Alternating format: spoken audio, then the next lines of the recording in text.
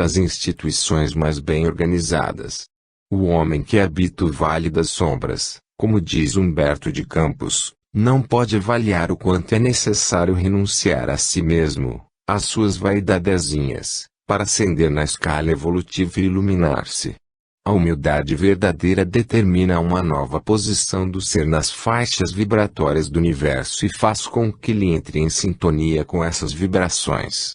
A humildade pacifica a mente, e a mente pacificada está em condições de sentir o que existe em outros planos. Mesmo os espíritas que já representam uma classe adiantadíssima de seres, ainda permanecem de um modo geral nas regiões da mente cheia de inquietações. Apenas se distinguem dos outros porque já estão lutando para pacificá-lo enquanto os outros, com exceção das escolas esotéricas, nem sabem que tem mente ou o que é isso. Repetem a frase de Sócrates: conhece-te a ti mesmo. Como papagaios. Não podem entender que o conhece-te a ti mesmo quer dizer, conhece-te a ti mesmo, isto é, põe-te em condições de estudar o teu organismo espiritual e o teu organismo físico como quem estuda delicado maquinismo, como quem investiga prodigioso universo. Procura-te, vivendo os ensinamentos criadores que os grandes mestres deixaram e continuam a deixar para toda a humanidade. Porque os ensinamentos vividos provocam movimentos internos capazes de nos descobrir a nós mesmos. Mas só os vividos por nós, os apenas conhecidos não realizam coisa alguma. Pacificação da mente, eis o grande ensinamento que precisa ser posto em prática pelos espíritas. Com o intuito de trazer a paz ao seio do grupo Sheila, conversamos com o Fábio pela telefone, nos últimos dias, quase na hora de partirmos de Belo Horizonte. Desejávamos realizar com ele uma reunião, e nessa reunião pretendíamos acertar a situação com os espíritos materializados de modo a que eles nos dessem as diretrizes para que conseguíssemos reunir de novo as ovelhas daquele aprisco. O Fábio respondeu: estou às ordens, só que o único dia disponível que tenho é hoje. Parece-me que era uma quarta-feira e havíamos nos comprometido a fazer uma palestra na Mocidade Ninaroeira. Convite já velho, de uma semana. Pois bem, foi a nossa resposta: tenho um compromisso para hoje, mas vou desfazer o negócio. Sabíamos que o Ninaroeira dispunha sempre de ótimos oradores que nos substituiriam com vantagens para os ouvintes, ao passo que a questão da reconciliação dos elementos dispersos do grupo Sheila era de grande importância para a doutrina. Nossa conversa com o Fábio foi às 4:30 da tarde. A reunião seria às 8. Prevenimos o Inácio e o Galeno que iríamos ter uma reunião às 8 com o Fábio. Falamos como o Jair e o Jair nos cedeu a casa dele para a reunião, excusando-se, todavia, de comparecer, porque tinha compromisso inadiável para a noite. Tudo arranjado com o Ninaroeira, marchamos para a reunião. Sozinhos na casa do Jair, eu, o Inácio, o Galeno e Dona Rosa, preparamos 2 quartos vagos no fundo, pequenos, aliás, pequeníssimos, onde os espíritos mesmos mal se moveriam, e lá ajeitamos vitrola, rádio, discos, etc. Quando Fábio chegou, tudo estava em seus lugares e apenas acabamos de arrumar as cortinas para a pequena cabina. Ele veio de mãos e bolsos vazios. Entrou para a cabina e começaram os trabalhos. Na cabina, o Fábio. Na assistência, eu, o Inácio, o Galeno e Dona Rosa. Portanto, 4 pessoas apenas como assistentes. Os clarões verdes arroxeados iluminaram a cabina com explosões magníficas de luz. E iniciou-se o cortejo de entidades amigas. Era a primeira vez que o Galeno entrava em comunicação com os espíritos, que ele conhecia tão bem no André Luiz, por intermédio do Fábio. No íntimo estávamos satisfeitos por observar o prazer que lhe iam causar as materializações, exatas, perfeitas, dos velhos amigos do mundo espiritual. E o Galeno não escondeu a sua alegria e aceitou plenamente, como não poderia deixar de aceitar, as personalidades que surgiam, como sendo as mesmas. Apenas, disse ele, o Zé Grosso tem a voz um pouco mais forte, pelo Fábio.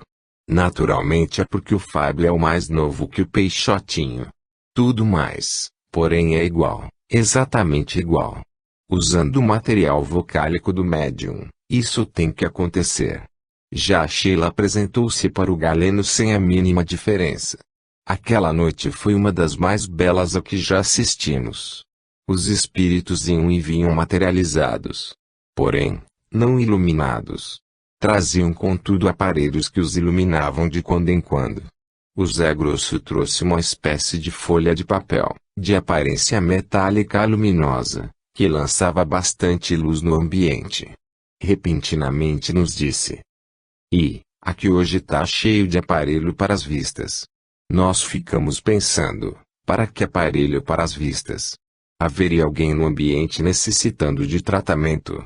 Nisso veio o Zé Grosso, com um aparelho esquisito, que eu não conhecia e mostrou, pertinho de mim. Veja, Ranieri, que aparelho gozado! E enfocou mesmo contra a parede. O tal aparelho lançava círculos de luz que cresciam ou diminuíam de tamanho à vontade do Zé Grosso. Às vezes os círculos ficavam do tamanho de uma mexerica, depois diminuíam até ficarem do tamanho de uma cabeça de alfinete, ficando um ponto só luminoso. Com aquilo, depois de experimentar bastante na parede para que víssemos, ou talvez para regulá-lo, encaminhou-se para Dona Rosa e disse: eu vou tratar dos seus olhos. E Dona Rosa respondeu: eu sofro muito das vistas. Deus lhe pague. O Zé Grosso começou a aplicar-lhe o aparelho. Um pequeno ponto luminoso brilhava na escuridão iluminando o olho de Dona Rosa. O Galeno nos disse de lá: Ranieri, esse aparelho é formidável. Ele está fazendo um estudo do fundo do olho. Notamos que o Zé Grosso apenas examinou o olho de Dona Rosa. Depois vaporizou com outro aparelho também esquisito. Isso demorou alguns minutos. Depois se dirigiu ao Galeno e começou a aplicar-lhe os aparelhos. E do mesmo modo observou-lhe somente um olho e somente nesse olho fez aplicações. O olho do Galeno também aparecia na escuridão. Vaporizou em seguida. Eu continuei intrigado com aquela história de o Zé Grosso só fazer tratamento em um dos olhos do doente. Por que não fazia o mesmo no outro olho? Fiquei, no entanto, quieto. Como havia feito no Rio, com o médium Peixotinho, interroguei a Sheila que se materializara, a respeito do livro que estava escrevendo. Recebi a aprovação e ela me disse que correspondendo aos meus desejos iria escrever uma página para ser incluída no livro, página por escrita direta. Dirigiu-nos palavras repassadas de carinho e combinou a maneira pela qual ficaria assentado o prosseguimento das reuniões do grupo Sheila. Considerando aquela primeira reunião da nova fase. Alguns instantes depois, o Zé Grosso se aproximou de mim e disse: Ranieri, vou passar um preparado em sua mão e depois colocarei nela uma pedra de rádio. Esse preparado é para que sua mão não fique queimada, para que não seja atingida. Dizendo isso, segurou minha mão direita e passou-lhe qualquer coisa que eu na realidade não sentia como sendo líquido. Verdadeiramente, passou uma espécie de pequena escova. Depois se dirigiu à cabina e voltou trazendo na mão uma pedra do tamanho de uma avelã, pedra luminosa, de luz verde clara, que se derramava pela sala. A pedra foi colocada por ele em minha mão. Eu lhe senti o peso e via dela desprender-se aquela luminosidade que inundava o recinto. Ficamos num meio crepúsculo. Disse o Zé Grosso rindo. Em suas mãos você tem 500 contos. Eu trouxe a mão, espalmada, para perto de mim, olhei-a de perto e depois estendi-a mostrando a cada um. A observaram. A pedra luzia na palma de minha mão. Era pedra de luz. O espírito em pé, no meio da sala, esperava. Eu lhe disse brincando: vale 500 contos, Zé Grosso. E se eu ficar com ela para mim? Ele deu uma estrondosa gargalhada. Eu sei que você está brincando, mas se você ficasse nós iríamos buscá-la. E riu ainda, gostosamente. Uns 5 minutos ficou a pedra em minha mão. Até comecei a sentir um calor forte na palma da mão e senti-me estava queimando. Entreguei ao Zé: leve a sua pedra, Está me queimando a mão. Ele riu de novo e levou-a. A palma de minha mão doía ligeiramente. Durante uns 8 dias após a reunião eu ainda sentia aquela doninha na palma da mão. Outros aparelhos indescritíveis nos foram apresentados. No fim da reunião, encontramos sobre a mesa a página por escrita direta deixada pela Sheila. Era uma introdução ao meu livro. Por uma dessas circunstâncias imprevistas, essa página que levei para o Rio desapareceu. Pretendo me dirigir ao Fábio e pedir-lhe que a Sheila em outra reunião me mande outra página. Eram palavras simples, mas muito interessantes. Encerramos, naquela noite, os trabalhos, com o coração feliz. Não sei, realmente, qual o valor daquela pedra luminosa que estava em minhas mãos, além do valor que o próprio Zé Grosso lhe deu. Mas uma coisa eu sabia e sei. Aqui em minha mão foi colocada uma pedra que emitia radiações luminosas. Se for, verdadeiramente, rádio, não importa. Era uma pedra de luz. Desprendia calor e chegou a queimar-me. O espírito não realizou o fenômeno escondido, oculto, na cabina. O fenômeno, importante, notável, se realizou foi em minhas próprias mãos. Se houvesse alguém enganando, esse alguém deveria ser eu. Prova maravilhosa da realidade das coisas existentes no mundo invisível. Os homens que não creem poderão rir do que descrevo, poderão taxar-me de louco ou de tolo, que é sempre a maneira pela qual os cientistas da ciência oficial recusam os fatos novos, mas a verdade aí fica como desafio a todas as gerações. Em breve serão aceitos pela mesma ciência que agora os nega. O catolicismo, que tenta recusar, esse desaparecerá da face da terra, pelo menos na forma em que se apresenta agora. A transformação da igreja não demora. De todos os lados as vozes sinceras se levantarão. Em seu próprio seio, os fiéis seguidores do Cristo falarão com palavras de verdade e de vida. Não apresentamos doutrina, não discutimos simples ideias, apresentamos fatos. Quase ao terminar a reunião, o Garcês nos disse que os trabalhos iam ser encerrados e acrescentou: o Ranieri virá despertar o médium. Assim fizemos. Penetrei na cabina, enquanto os outros cantavam um hino. O médium estava deitado, em transe. Sobre o médium a uma altura de 1 metro mais ou menos, estava o globo de luz vermelha, exatamente o mesmo que eu vira na reunião com o Peixotinho, no Rio.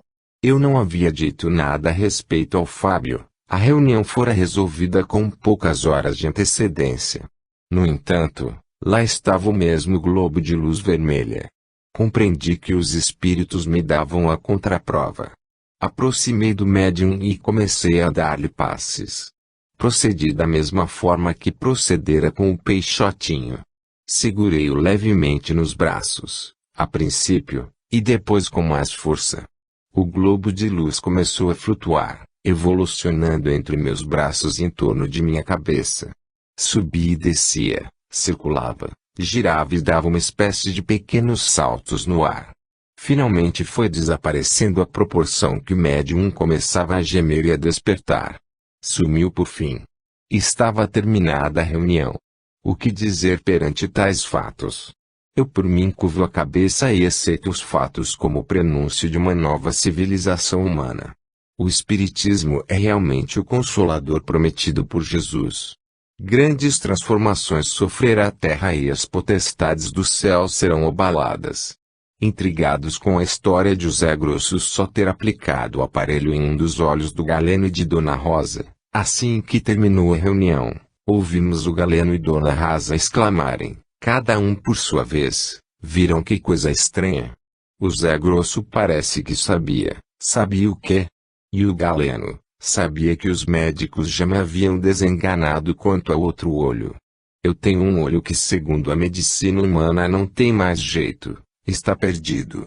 O Zé Grosso, no entanto só cuidou do outro, do que ainda, embora doente, apresenta possibilidades. Dona Rosa também estava nas mesmas condições. O importante é que em ambos o espírito não errou. Tratou só de um olho, do que tinha possibilidades, e fez a aplicação justamente nele. Prova de que realmente ele estava observando bem. Além disso, notamos aqui ainda, que ele não mexeu conosco, que temos bons olhos. Assim, continuamos a meditar. As potestades do céu serão abaladas. As legiões de espíritos que formam as milícias celestiais, as mesmas que Dante viu e descreveu em seu poema imortal, enchem agora os abismos cheios de trevas e as trombetas ecoam através de todos os vales. Homens miseráveis de um mundo que sossobra, elas parecem dizer-nos: despertai do vosso sono de morte. Ressurgi para a vida imortal. Ascendei para as esferas do pensamento por onde todas as dores serão aliviadas. E parece-nos agora que ouvimos com mais força e vigor a advertência do Filho de Maria. Quarta parte. Outros fenômenos realizados através da mediunidade de outros médiuns. 23. Com um velho amigo. Como já é do conhecimento dos leitores, muito tempo antes de existir o grupo Sheila, nós já fazíamos reuniões em casa do Jair.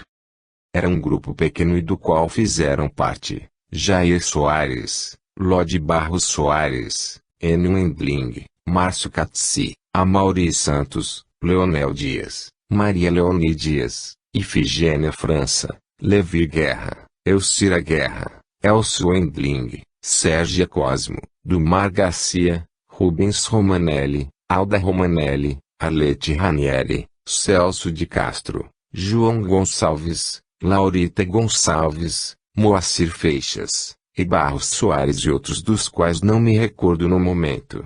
Esses elementos faziam parte de reuniões independentes. Assim, sempre tínhamos em casa reunidos, no máximo, 6 ou 7, sendo que apenas 3 ou 4 elementos frequentavam todas elas. Os outros vindo numa não podiam assistir às outras. Elementos fixos éramos só eu, Dona Eló e o Jair. Durante algum tempo tivemos também como elementos fixos o Leonel e o Enio. Os outros não. Tudo o que sucedia nas reuniões era anotado e posteriormente datilografado e arquivado. O trabalho laborioso de anotar cabia ao Dona Eló e o trabalho não menos laborioso de datilografar pertencia ao Jair. O grupo estava rigorosamente organizado. Os elementos frequentavam esta ou aquela reunião por indicação dos próprios espíritos. A hora de começar era também rigorosamente observada, muito embora não houvesse hora para terminar. As reuniões terminavam quase sempre a 1h da madrugada e se iniciavam às 8. Não se permitia a entrada de quem quer que fosse que não pertencesse ao grupo. Para que uma ou outra pessoa estranha ao grupo, embora nossa amiga, apesar de espírita, assistisse, havia necessidade de se consultar previamente os espíritos. A finalidade do grupo era principalmente de estudo, observação e experimentação. Havia finalidade secundária de atender aos pedidos de receitas. Esses objetivos não foram determinados por nós, absolutamente. O grupo organizou-se tendo como objetivo principal o tratamento, a cura de nossa irmã Ifigênia França, que relatarei no capítulo seguinte. Mas com o correr do tempo, verificara-se que aquelas reuniões não eram mais do que aulas profundamente instrutivas para nós. Sem desejar contar vantagem ou engrandecer-nos, podemos afirmar que a maioria das revelações importantes concedidas por André Luiz em seus livros já nos haviam sido dadas antes de saírem a público esses livros. Algumas até com anos de antecedência. E outras revelações importantes que ainda não foram expostas em livro algum nos foram feitas. A tese principal de libertação, que é a existência de seres espirituais em estado subhumano, com formas animalescas, nos foi durante 2 ou 3 reuniões reveladas através do médium de sonambulismo Enio Endling com uma antecedência de talvez 1 ano ou mais da recepção do livro pelo Chico. Também pelo Enio nos foram descritos aparelhos usados pelos espíritos e comumente nos descreviam um enorme zeppelin que deslizava suspenso por um fio e que trazia aos espíritos elevados que vinha trabalhar na reunião. Eles desciam desse zeppelin e penetravam no ambiente nosso através de um imenso tubo, espécie de chaminé.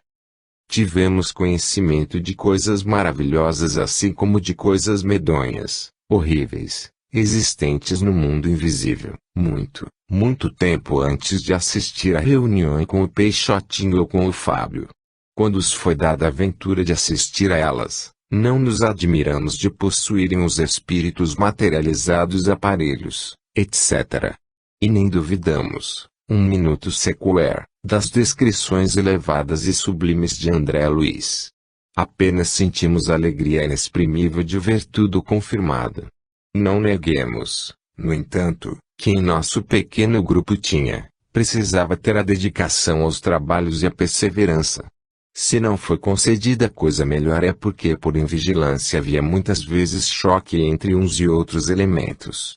E essa luta íntima, esses ressentimentos se refletiam no ambiente e prejudicavam os trabalhos.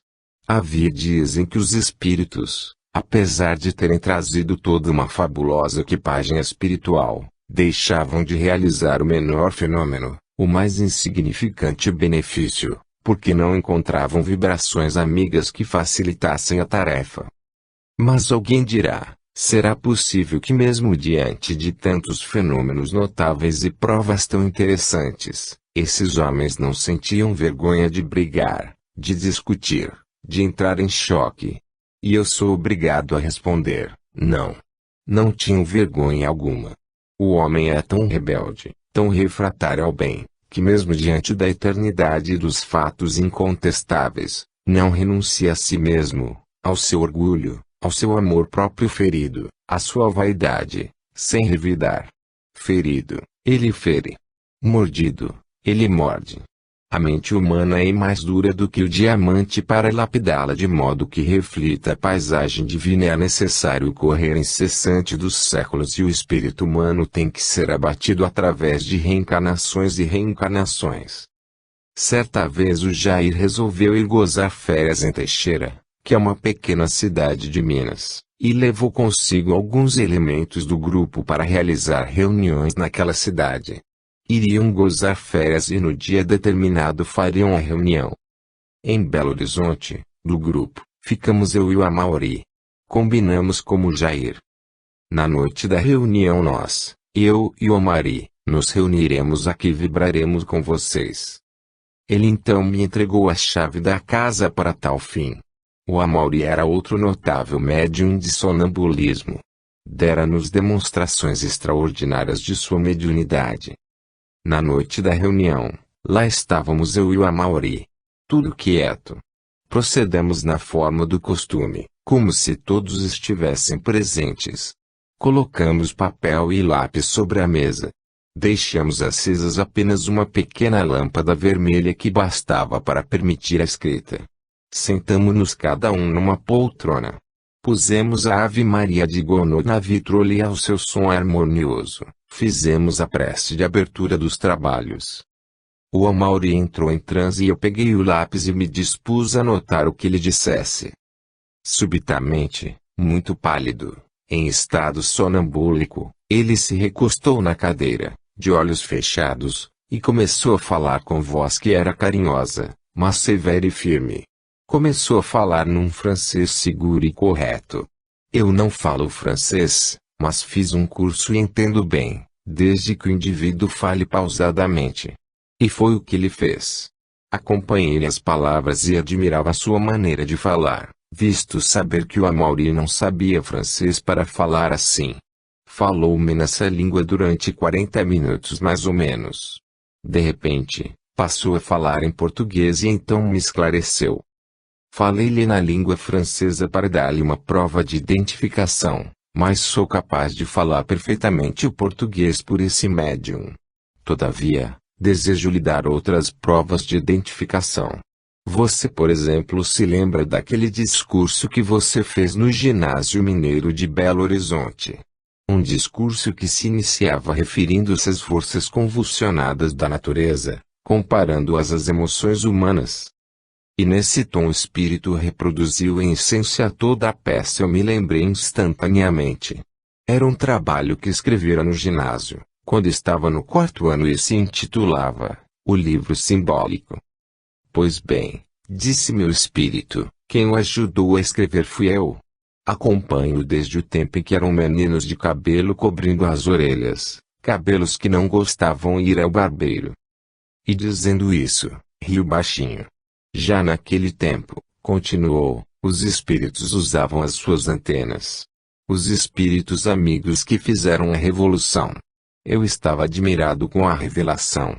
O Amaury não conhecia nada a meu respeito e muito menos com a referência aos tempos de ginásio que já se perdiam nas brumas de longos anos. Prova maior do que a descrição do trabalho, o livro simbólico. Prosseguiu o espírito, e nesse tom o espírito reproduziu em essência toda a peça. Não só eu sou seu amigo. É justa a amizade que você dedica a Victor Hugo. Ele tem por você imenso carinho. Outro motivo de admiração. Eu nunca dissera a quem quer que seja até aquele momento que o escritor que eu mais admirava em toda a literatura universal era Victor Hugo. Ao Amaury, então, nem por sombra. É uma afeição que sempre guardei no íntimo de minha alma. E não sei explicar porque nunca revelar a ninguém. O espírito descobria assim os meus pensamentos e sentimentos. Diga-se, no entanto, que durante toda a reunião eu não me lembrara do escritor francês de modo algum. E após longa exposição em que me disse coisas tão íntimas que não posso e não devo revelar, que não acho conveniente expor, acrescentou: agradeço também o amor que vejo em sua alma por mim. Nós somos amigos, amigos de muitas eras. Reencarnamos juntos muitas vezes. Cheio de curiosidade, perguntei-lhe ansioso, com receio que se fosse sem me esclarecer: mas quem é você, afinal?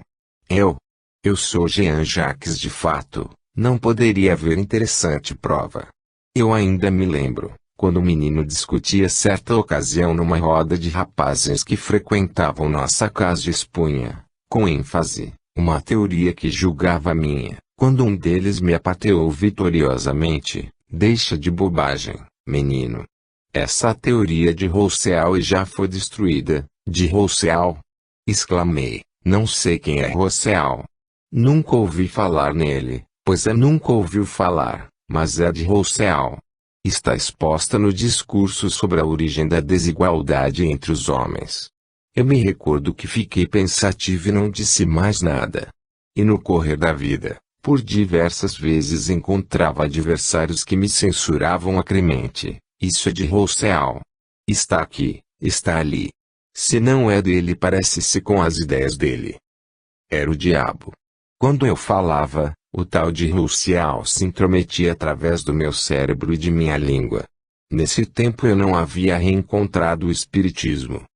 E ali agora estava diante do meu já tão conhecido Jean Jacques. E ele aconselhou: seja humilde, meu filho, seja bom. Sufoque todo o orgulho, se houver em seu coração. Renuncie a esse mundo de ilusões. Nós estivemos na Grécia. Nós estivemos em Roma. Nós estivemos na Índia. Nós vivemos juntos em Babilônia. O mundo esborou-se, mas o espírito prossegue a sua jornada. Adeus. Os outros espíritos nessa noite nos deram bons conselhos e orientações. Mas o meu pensamento seguiu aquela entidade que vinha do fundo dos séculos conversarem comigo. Entidade que animara um dos grandes incentivadores do pensamento humano e que sincero e sereno me indicava depois de tantas lutas o mesmo caminho que o Cristo já assinalara há 2000 anos. Renuncia a ti mesmo, toma tua cruz e segue-me. 24. Ifigênia, França. Escrevo este capítulo talvez mais como um dever de gratidão. Seria necessário escrever-se um livro inteiro se desejássemos falar das experiências com essa médium. Muito do que sabemos nos veio através dela. Tinha mediunidade para se tornar um dos mais notáveis instrumentos de nosso tempo. Competiria com Chico Xavier e proporcionaria aos homens provas formidáveis.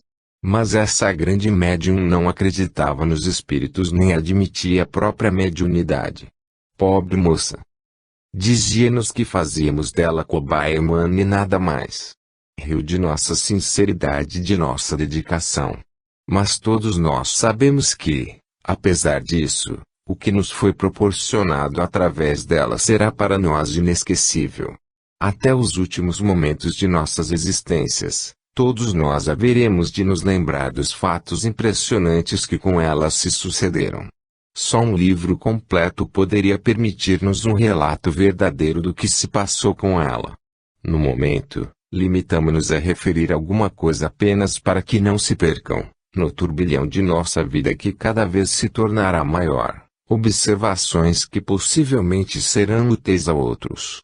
Não sei se nos será permitido algum dia, através de outro médium, reiniciar as experiências que vínhamos realizando com ela. Se os espíritos julgarem conveniente, temos certeza que essas oportunidades se multiplicarão em nosso caminho. A história da Ifigênia começou assim. Uma noite apareceu no Centro Espírita Oriente, de Belo Horizonte, um homem dizendo que sua filha estava muito mal, sofria de ataques, ficava toda contorcida, com o rosto deformado, em contorções espantosas. Já havia recorrido a todos os médicos e nada conseguira. Apesar de pobre, gastara mais de 15 contos inutilmente. Isso era o que lhe dizia. Sua filha estudava no colégio Isabel Hendricks e poucos dias antes tivera um dos ataques no colégio. Chamado um médico de confiança pela própria direção da casa, este afirmara que se tratava da moléstia do coração e mais não sei o que. E terminar esclarecendo que ela não teria mais do que 6 meses de vida. 6 meses seriam um verdadeiro milagre. O pai em desespero resolveu buscar o espiritismo. Repugnava-lhe a tal doutrina, esquisita, difícil de se entender, mas pelo bem da filha faria tudo.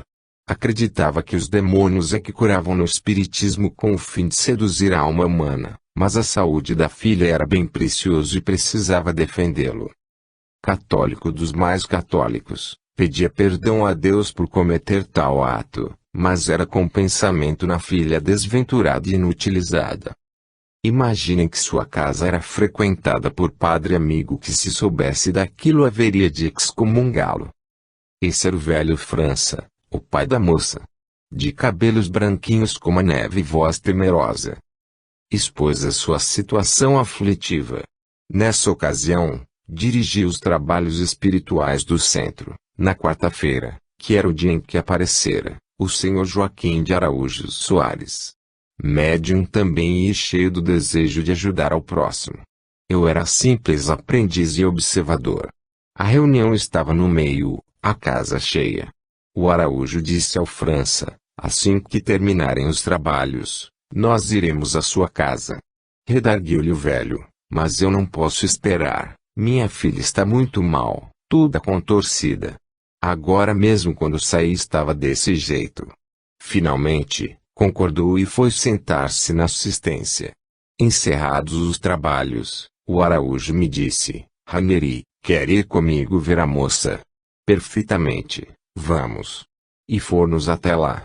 Entramos para o quarto e deparamos um quadro estranho, sobre um leito de solteira. Uma moça que demonstrava uns 19 a 20 anos estava embolada, retorcida, convulsa. Braços rígidos. Verdadeira monstruosidade. O Araújo deu-lhe alguns passes e ela gemeu alto, revolveu-se na cama e pareceu melhorar. A modificação foi rápida, mas continuou naquele transe estranho. Desde algum tempo eu vinha me dedicando ao estudo do magnetismo. Lia obras. Fazia experiências.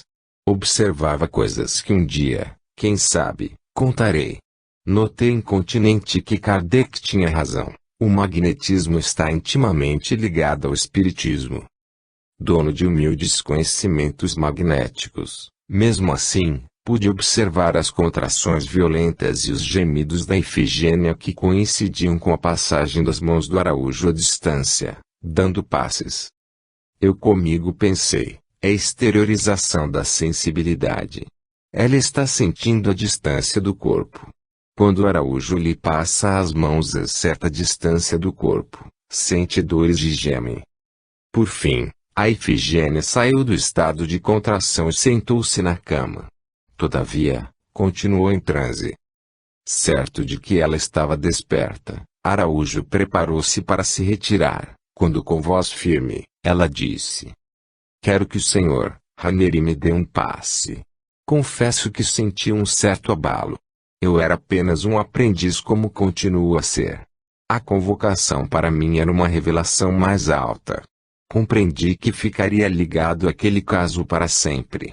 O Araújo fez-me um sinal para que lhe desse o passe pedido. Cumpri o meu dever com certo constrangimento.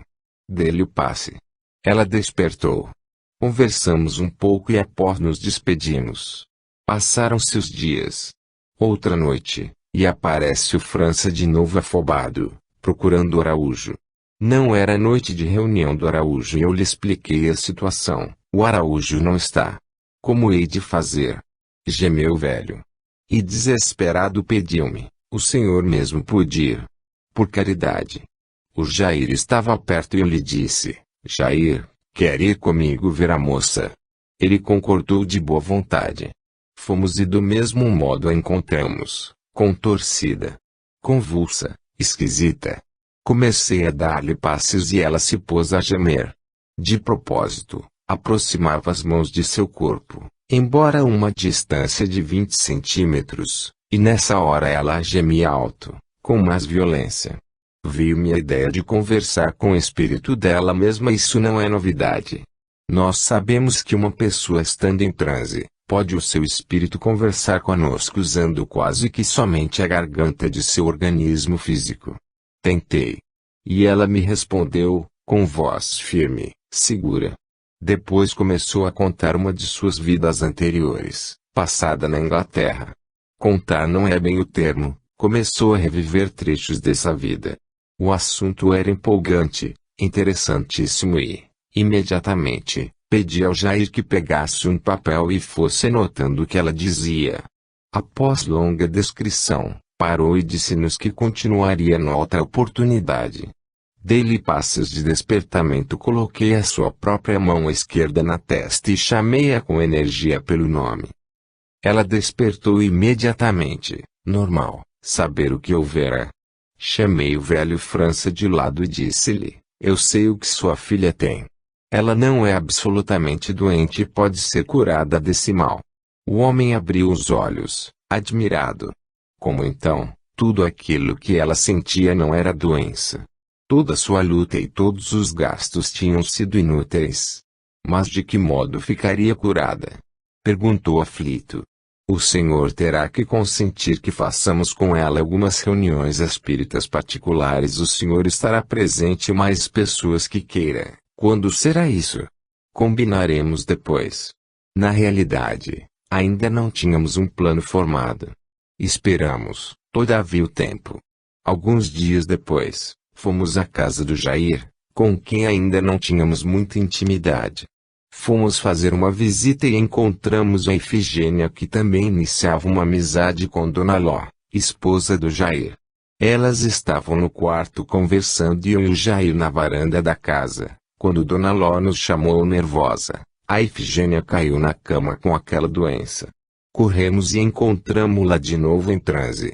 Continuamos a anotação da história interrompida e combinamos com o seu espírito a realização da reunião que prometêramos ao França.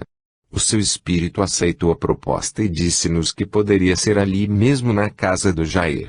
Disse que Ifigênia tinha missão a cumprir e que ficaria boa dos transes descontrolados. E assim tiveram início as reuniões que com o correr do tempo viriam a ser o fundamento do Grupo Sheila, de Belo Horizonte.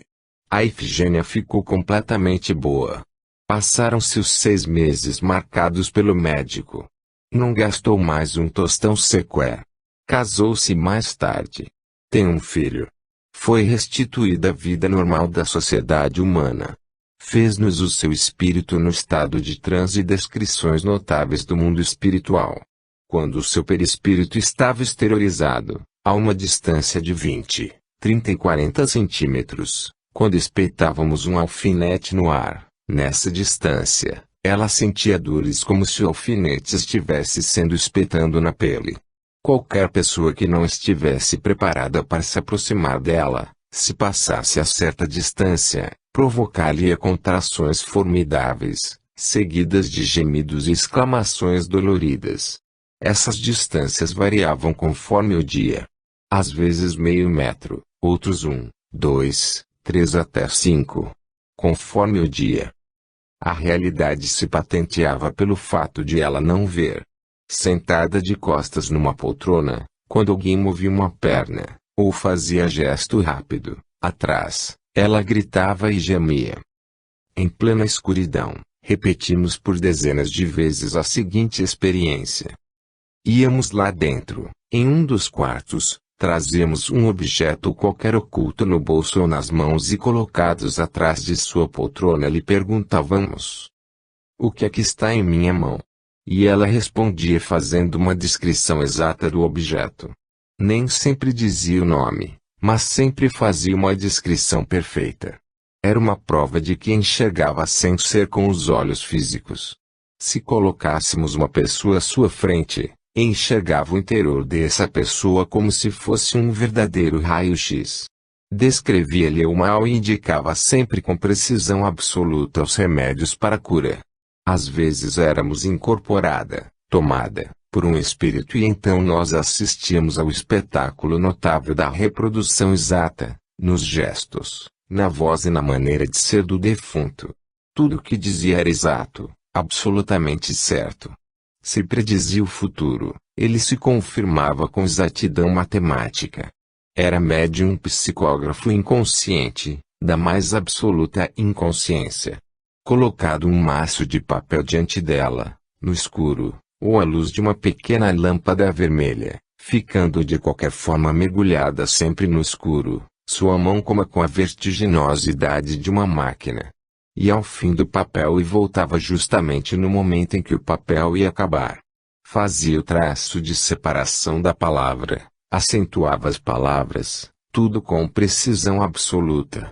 Não errava. Se julgava o espírito que algo em cima não estava como desejava, parava de repente, ia com o lápis no lugar exato e corrigia. E diga-se que a médium, além de estar no escuro ou na semi-escuridade, conservava o tempo todo a mão esquerda sobre os próprios olhos, apoiando-se na testa. Quando em transe, tivemos oportunidade de observar numerosas vezes, dezenas de vezes, os seus braços gelados, a temperatura muito abaixo de 0, enquanto que a testa estava escaldante, a temperatura 40 ou mais graus. A vidência e clarividência eram absolutas. Via a distância, quando em transe. A distância de quilômetros, e tudo o que revelava nessa hora era também exato.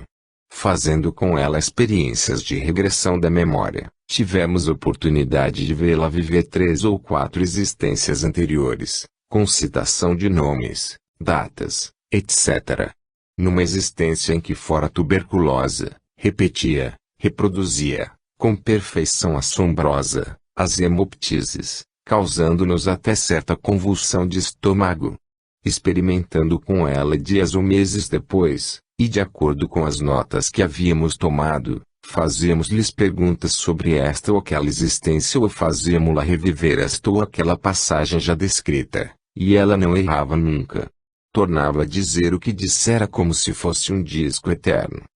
Assim deixo aqui estas breves informações para o leitor, repetindo que o que assistimos e observamos com essa médium é digno de um volume em que se documentaria tudo reproduzindo o que temos anotado e arquivado.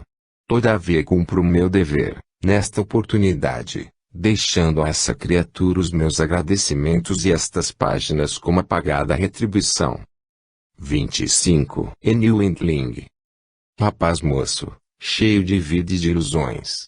Também são notáveis e numerosas as demonstrações que nos foram dadas por seu intermédio. Tem grandes possibilidades. Quase tudo que foi realizado por meio de Ifigênia, conseguimos realizar também por intermédio dele, sem saber o que se passara com ela, pois não assistia aos seus trabalhos, nem lhe fora revelada coisa alguma. Limitar-me-ei a contar uma das últimas experiências que tive com ele, que foi nestas mesmas férias do mês de dezembro de 1950, em Belo Horizonte. Fui visitar o Arlindo, do jornal O Poder. Depois de agradável conversa, o ardoroso jornalista me pediu: será que você não arranja com o espírito de voltar uma página mediúnica para todos os números do jornal? Consultarei, foi a minha resposta, e lhe comunicarei o resultado. Saí e esqueci-me do pedido do Arlindo. À noite tínhamos uma reunião em casa do Jair.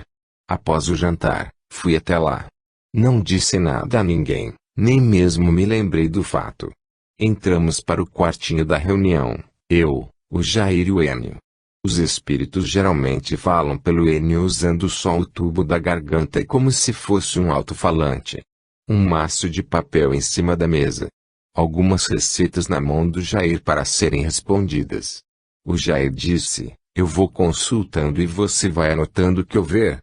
De repente ouvimos um risinho estranho, esquisito, zombeteiro, mas não desrespeitoso. E através do Enio uma voz surpreendente começou a falar conosco. Reviveu os tempos da corte francesa com pinceladas magistrais, traçou um retrato perfeito da França revolucionária, e fez revelações interessantes sobre nossas relações de amizade no passado distante. Eu estava contente e admirado.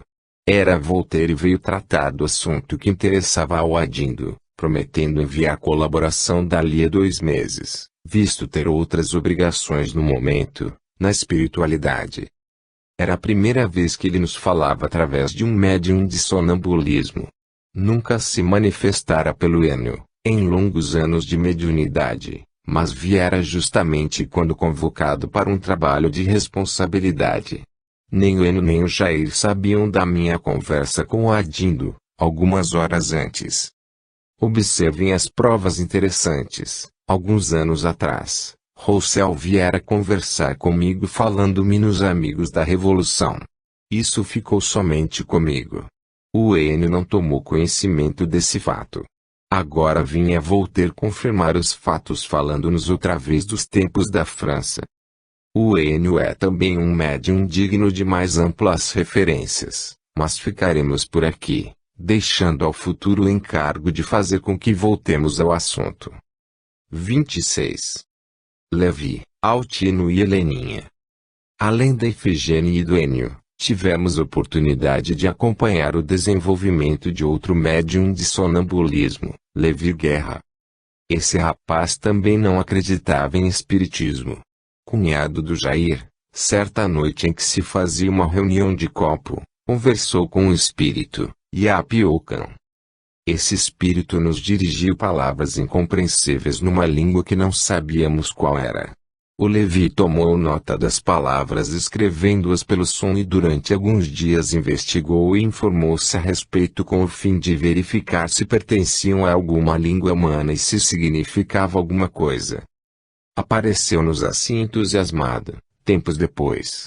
Certificara-se de que as palavras ditas por Iapiocan eram tupis guaranis e nos trazia a tradução. Era uma resposta exata às perguntas em português que o Levi fizera ao espírito. Daí por diante, o Levi começou a estudar a doutrina. Manifestaram-se nele os fenômenos sonambúlicos e seguiu o caminho de Ifigênia e do Enio, proporcionando-nos fenômenos e ensinamentos notáveis. Relações novas. O Levi não sabia quase nada a meu respeito.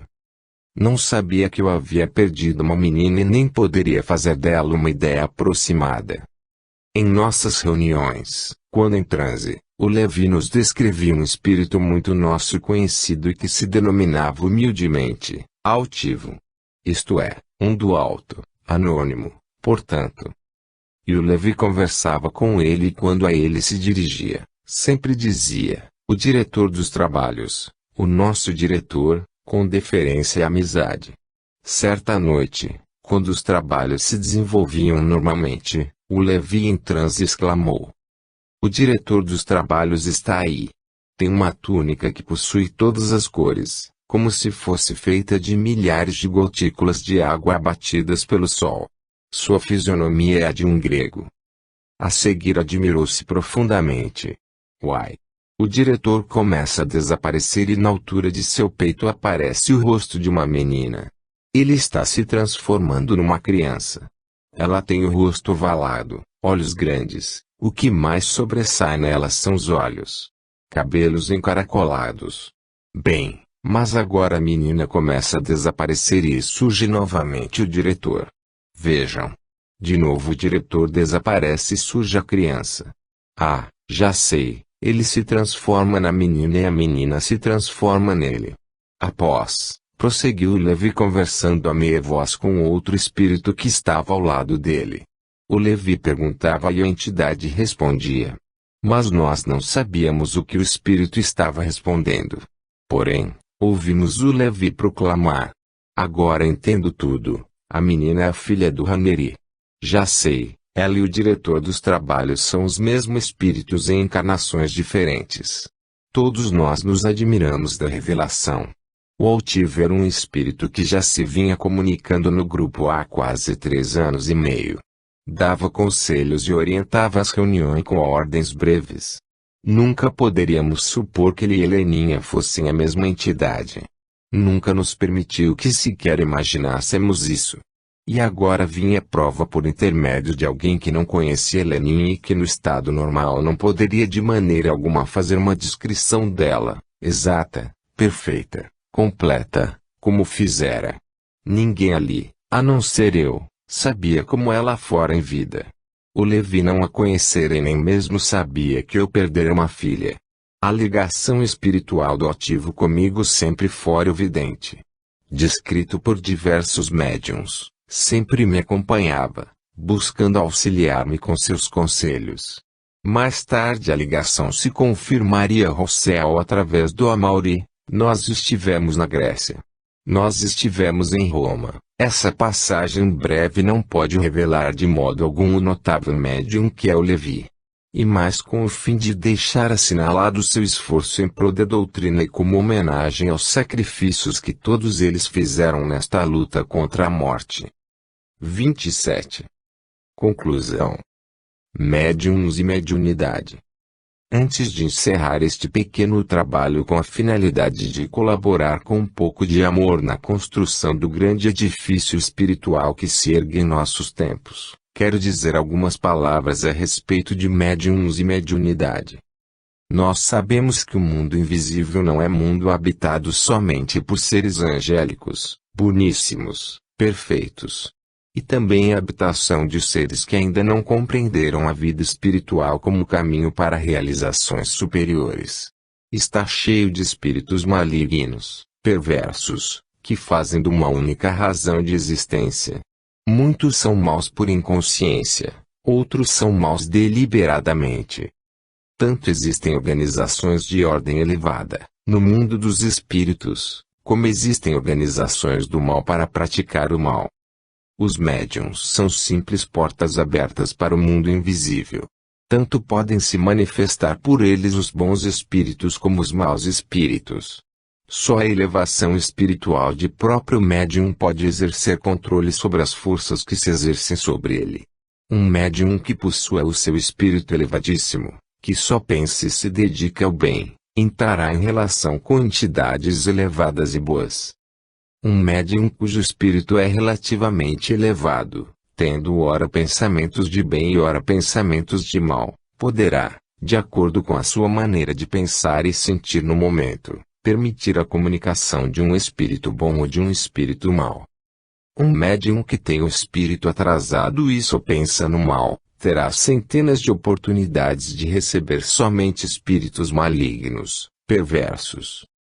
Os médiuns que vêm ao mundo em altíssima missão, geralmente possuem o próprio espírito elevadíssimo e dificilmente erram, seguindo até o fim da vida um roteiro firme e seguro.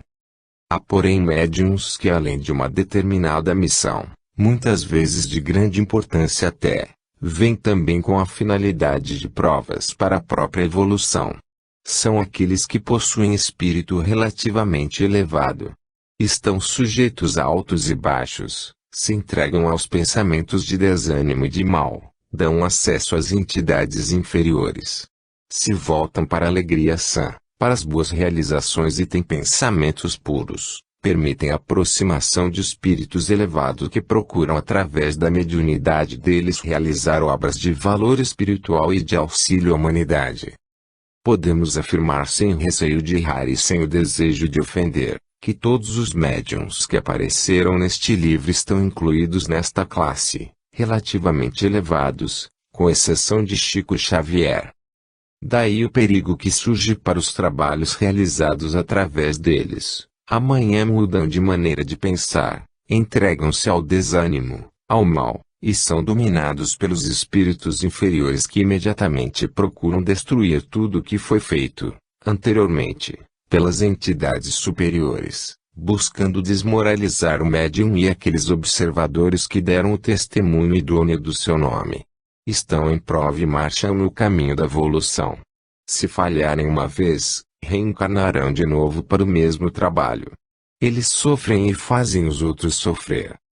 Não há portanto motivo algum para se estranhar que este ou aquele médium venha posteriormente a negar os próprios trabalhos, desmentir o que homens honestos e respeitáveis observaram, verificaram e testemunharam como sendo verdade. Os trabalhos de materialização, de um modo geral, só se realizam com o médium em estado de inconsciência.